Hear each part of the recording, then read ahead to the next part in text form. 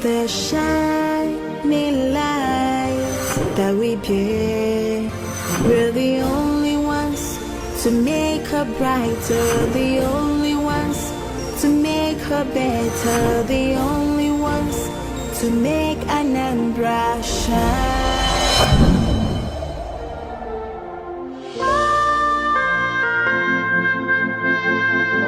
The venue was Alex Ekweme Square, Awka, the Anambra State capital, on the 12th of January 2015.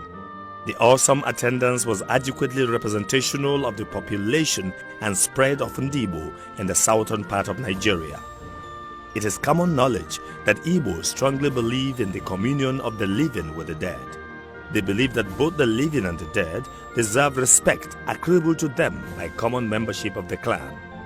This informs the concerted efforts by Ndigbo to adequately recognize and honor both the living and the dead according to everyone's social attainment.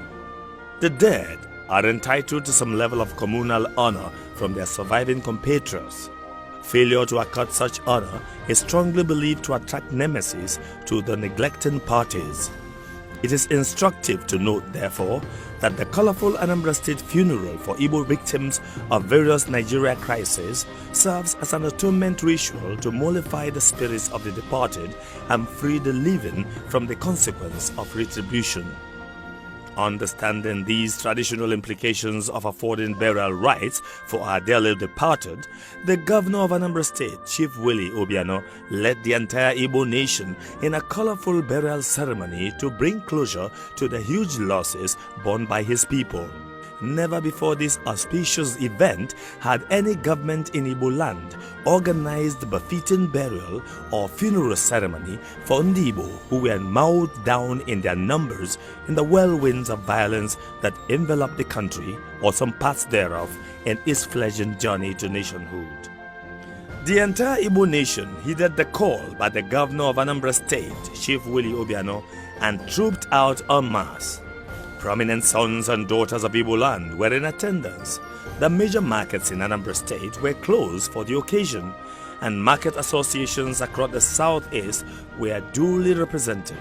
The youth associations were not left out in the historic event.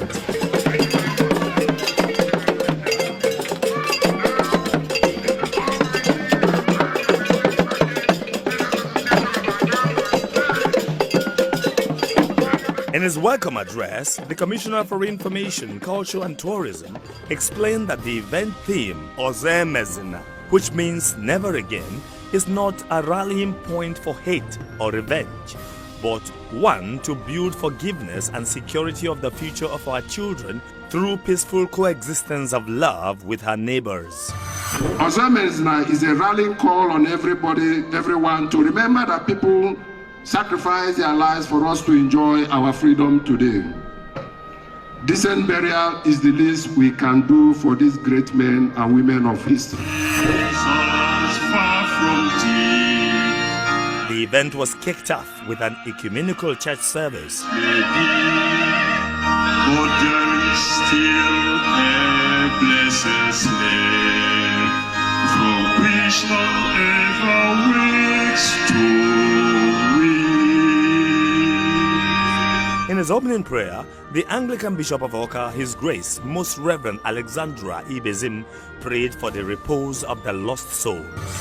As we are united together as one family, never to be divided anymore, because today we are taking a stand that those that have died are our brothers and sisters, and we have accorded them the respect that is due them, and therefore our God will lead us in this country to take our rightful position in Nigeria through Jesus Christ our Lord. The first reading from the book of Job was read by the Chief Mourner, His Excellency Chief Willie Obiano. After my awakening, he will set me close to him, and from my flesh I shall look on God. He whom I shall see will take my part. These eyes will grade on him and find him not aloof. This is the word of the Lord. The second reading and gospel were read by CAN President, Anambra State Senior Apostle Team Obala, and Anambra State CAN Secretary Reverend Moses Ezedibego respectively. In his homily, His Grace Most Reverend Paulinus Ezokafo, Catholic Bishop of Awka, urged the mammoth crowd to embrace forgiveness and peace for the onward development of the nation. Ozoemezina cannot be an excuse or pretext to wag fingers at others, but first and foremost, the expression of our commitment to do all in our powers so that such a calamity does not befall our community and our nation again. As regards how to remember, it is necessary to draw attention to the necessity of forgiveness and promise. Forgiveness is what frees us as individuals and as communities from the burdens and hurts of the past. Candles were then lit by all present as they stood in a minute's silence in a mark of respect for the dead. Addressing the massive crowd, His Excellency Chief Willie Obiano, whose speech was titled Ozoemezina, Memory and the Quest for Igbo Renaissance, said that the time is now for Ndi Igbo to come together to build the region for future generations to come. Today is a great day in our collective memory. Today, we begin the symbolic effort of casting a long look backwards beyond the immediate horizon of our national experience to honor the memories of our loved ones who lost their lives to the various dark chapters of our nation history. In doing this, we are guided by our belief that life itself is an unbroken stream of experiences stitched together by memory. Without memory, life assumes the attributes of a futile gaze into the void of time. Now, before I go any further, let us once more observe a moment of silence in honor of our brothers and sisters Ndi Igbo niile who died during the Civil War.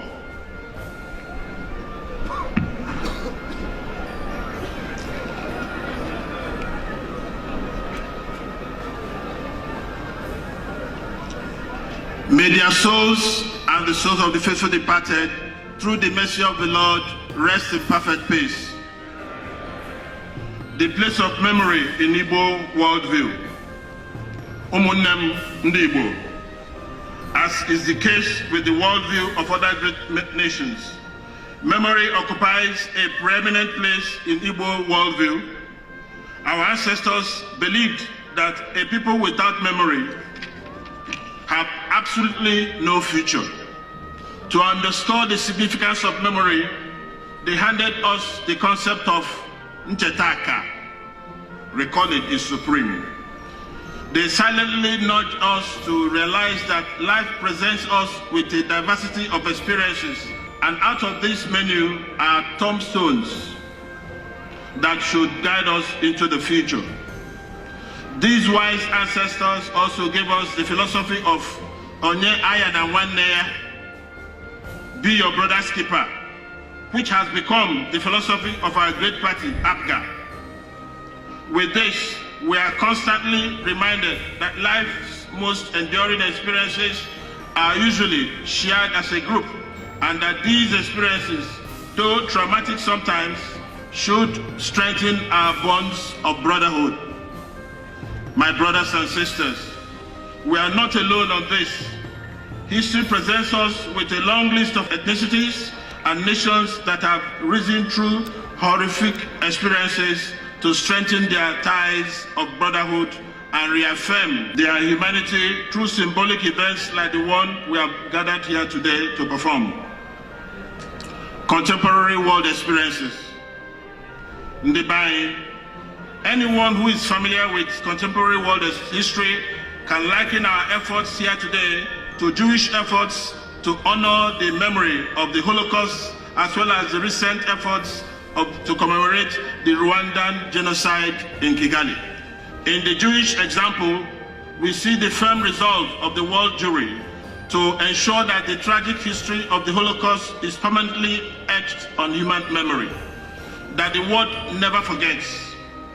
Many major cities in Europe and America have a Holocaust memorial built to perpetuate the memory of about 6 million Jews that died in the waves of the anti-Semitism that swept through the world at that time. Instructively, the people of Rwanda have quickly recovered from the genocide that marked the Hutus and Tutsis conflict of the 90s to build an ambitious economy. They have erected the Kigali Genocide Memorial Center, which opened in April 2004, to perpetuate the memory, renew their past, and solemnly declare to themselves and say, never again. Sadly, although we share a similar experience with the Rwandese, our attitude to the memory of that sad experience has lacked boldness and organized response. The Igbo experience. Umunnem Ndibo. It is a thing of pride to be on Igbo. We are indeed a remarkable people. However, throughout history, there has always been a price to pay for greatness. Our natural disposition to seek wealth, creating opportunities in known and unknown places across the world, and support the local economy with our famed energy has made us imminent targets of conflicts that we had no hand in fomenting. Ndibai Ndibo. Happily, our brave spirit has helped us navigate the minefields of this experience. We have become one of the most successful black people in the world.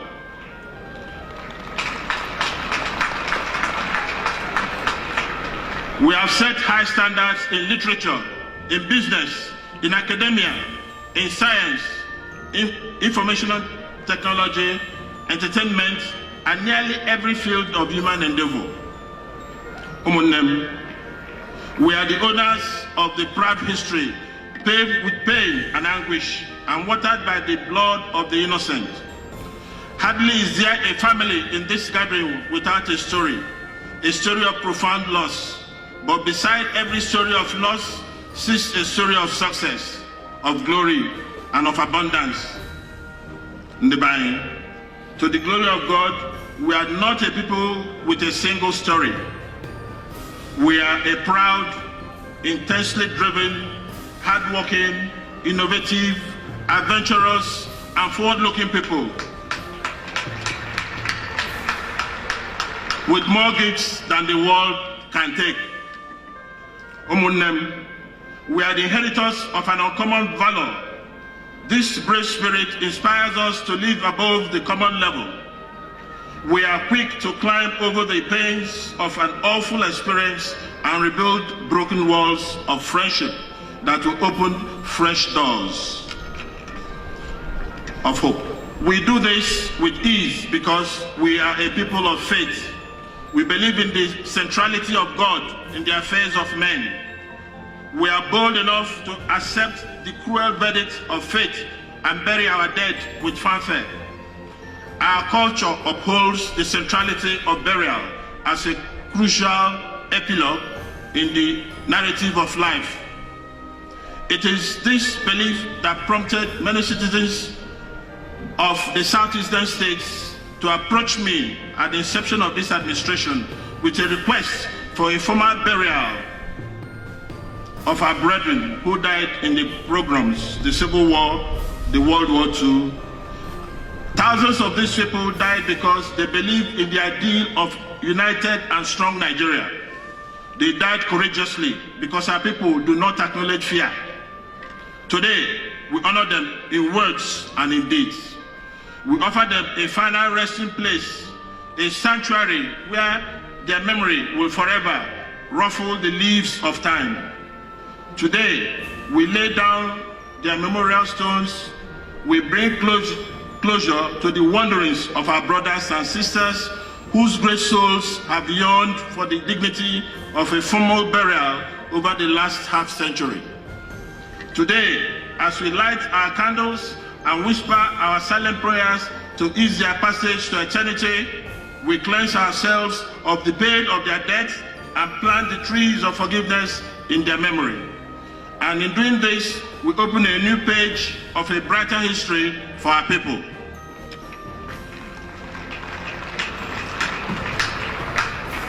Umunnem, in my inaugural address, I informed Ndibo that the time had come for us to climb over the recriminations of the past and build a new bridge of understanding across Nigeria. I argued that if our ancestors sacrificed so much to create Nigeria, we must not sacrifice any less to rebuild its country. I also re-emphasize my belief that our future as a people is better guaranteed in a united, indivisible Nigeria.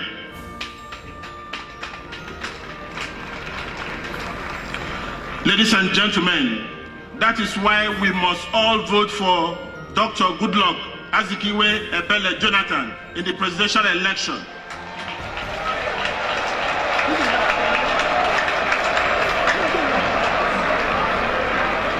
That will hold next month.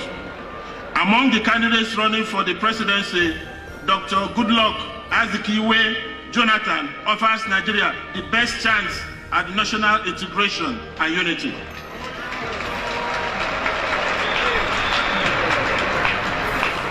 So we must vote for him. We must also vote for all the candidates standing election on the platform of APGA.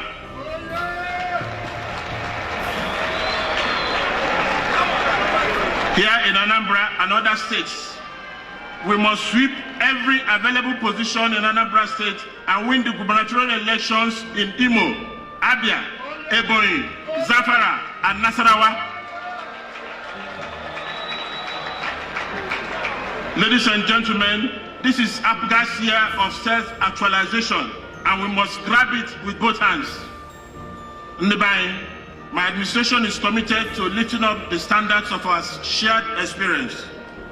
We shall continue our bold efforts to ensure that we are not only united in times of adversity and grief, but in times of victories and peace. With this ceremony, I urge you to mourn no more, but rather celebrate the bravery of these great spirits who lost their lives yesterday, that we may find peace today. Brothers and sisters, this is the essence of being here today. This is the spirit behind Ozoemezina. May this ceremony here today unite all Igbos anywhere in the world and make us think home. Let us join hands to rebuild the Southeast. Let us bring our wealth home and leverage on our reach and contacts to develop our states.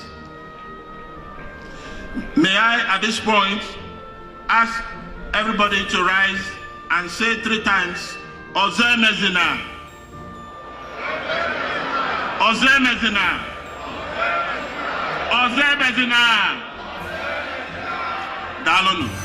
After the speech, which received a standing ovation, Chief Willie Obiano proceeded to the cenotaph to unveil the memorial wall bearing names of the departed. He lit the memorial candle, symbolizing the light of the citizens of the state who lost their lives, and finally unveiled the marble plaque which will be at the memorial site. He also laid a wreath in their memorial. The Igbo race can now behold the future with great promise, with great hope, with great pride, knowing that the journey of a people will be marked with peaks and falls. But what is important is the number of times they get up when they fall. The Igbos have gotten up from this war and will never go down again. Still, it's a good gesture for us to have this public celebration to recognize the suffering and the suffering and death during the course of the Civil War that ravaged Nigeria for fighting them. It has also helped us now to put a closure to the Civil War, to all the memories. The final phase of the ceremony was the recognition of this great burial tradition that Ndibo reveled in colorful dance and masquerade displayed that amplified the cultural undertone of the event. Ndibo came from far and wide and expressed great fulfillment. The members of the market unions from Anambra and other parts of the geopolitical region lined up to pay homage to Governor Obiano, who stood as the chief mourner on behalf of the entire Ndibo. the governor sat in the Eco Mourner's Corner with Dr. Alex Ekwueme, ex-Vice President of the Federal Republic of Nigeria, Prince Arthur Eze, Chief Victor Ume, and Chief Chukwuemeka Ojukwu Jr. Since he's the one that had in mind to do this type of thing, it's something that everybody supposed to emulate. That people that died, there's no need to forget them, just like that, because they fought for us, and by special grace of God, we must have the chance to remember them. The importance of this is to know what has gone in the past concerning our brothers and to know the next step in future. At least now, by the summon here, we learned how to waste the past and unite together as brothers. So I find it so fine to my heart that I will forget what had gone and now become one as one nation of Nigeria. I feel very happy and excited being here because it's a wonderful occasion. At least being remembered our old heroes in the past. At least being remembered all those who participated in the occasion. At least the Igbo State and the Abia State, the Anambra State, and the Ebonyi State, and the Enugu State we have today. These are people we are proud of, and we are proud of them. We are proud to represent them, so we are proud to associate with them. That's why we memorize and remember them as our heroes in the past.